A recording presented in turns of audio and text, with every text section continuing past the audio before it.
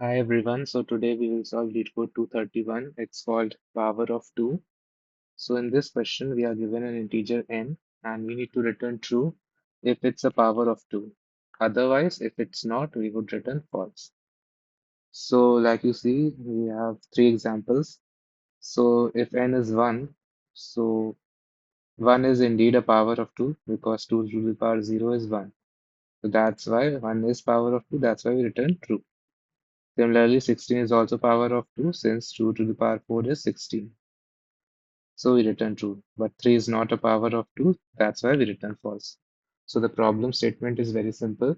So coming to the approach of solving this. So the very naive solution would be let's consider a power of 2 first. Suppose we take something like 32. So we know that it's a power of 2 because 2 to the power 5 is 32. So yes, we should return true in this case.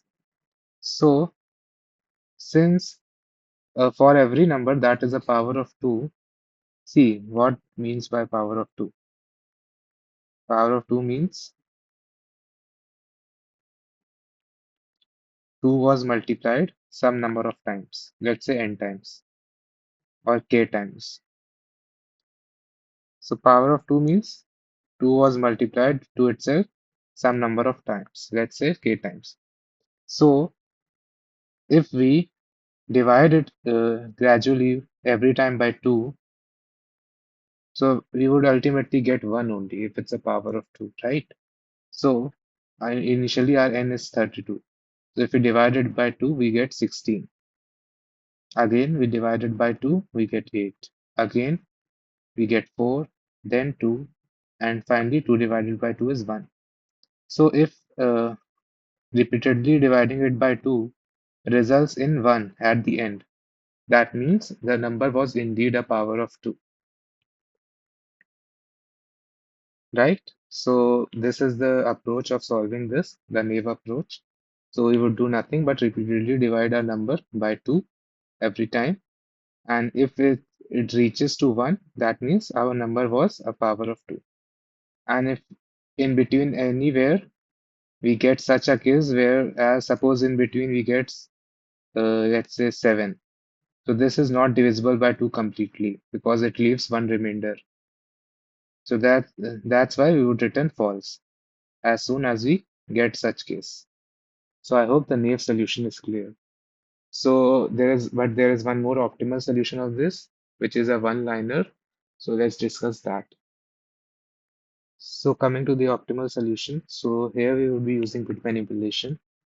Specifically, we would be using the AND operator. So let me brief you about this.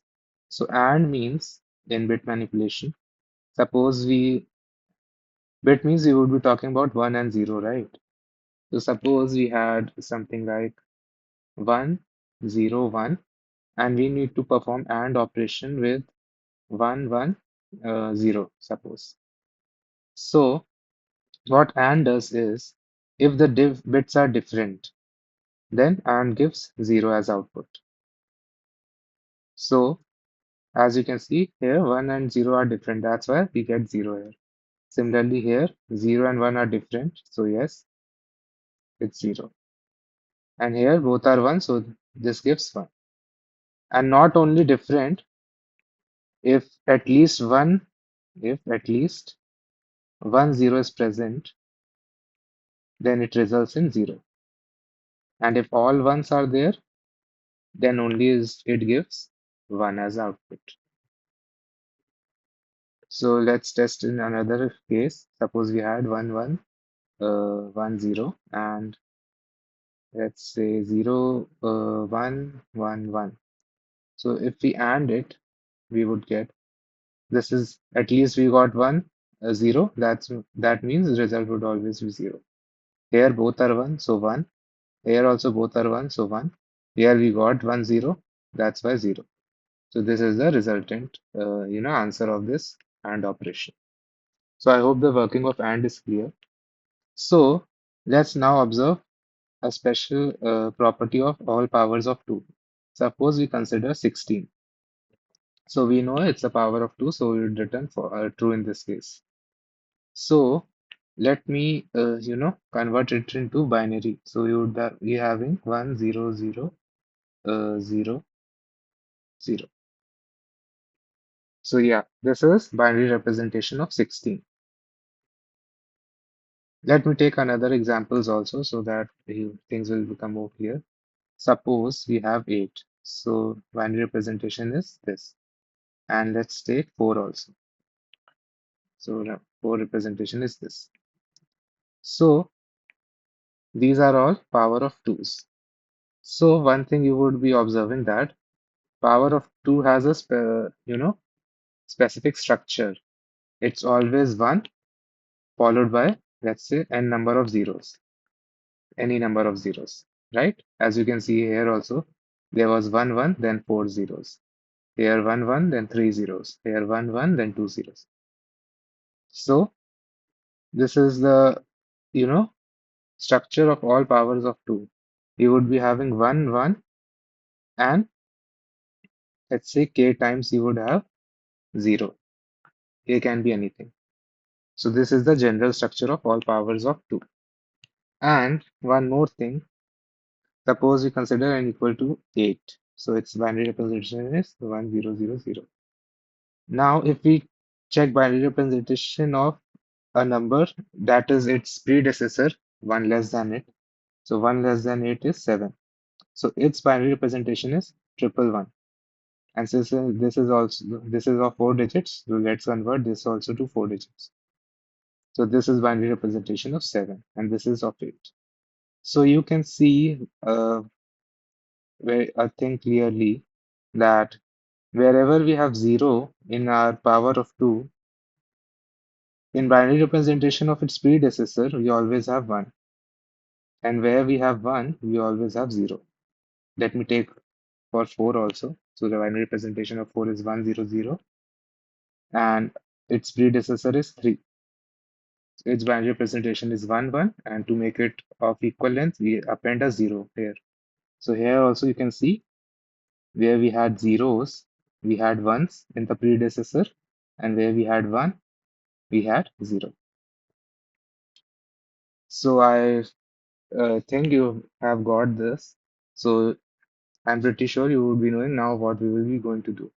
So you would do nothing as we discussed here, that every time you can observe, we will have at least 1 0. Like here in these two, you saw here we had 0.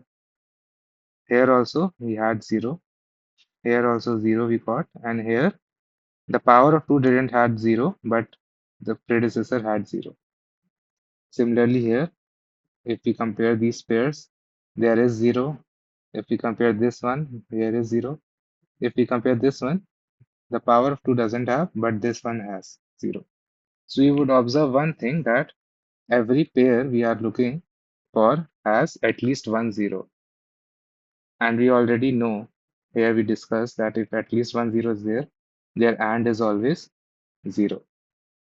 So I hope you got the idea. So we would do nothing, but we would check if a given number and its predecessor, that means 1 less than it. If this thing is equal to 0, then indeed our number is power of 2. So it will be a power of 2. So let me quickly code it up. So we would have a public boolean is power of 2. Let me name that. And we would have an integer n. So you would simply return n and n minus 1 equal to 0. So if this expression is true, then we would return true, otherwise false. So this was the one-liner solution of our power of 2 question. Coming to the time and space complexity. So this is a constant operation. So that's why time complexity is big of 1. And space is also, we didn't took any additional space. So space is also big of 1. So this is the time and space complexity of our solution. So I hope you like the solution, and yeah, that's it for today's video. Thank you so much for watching.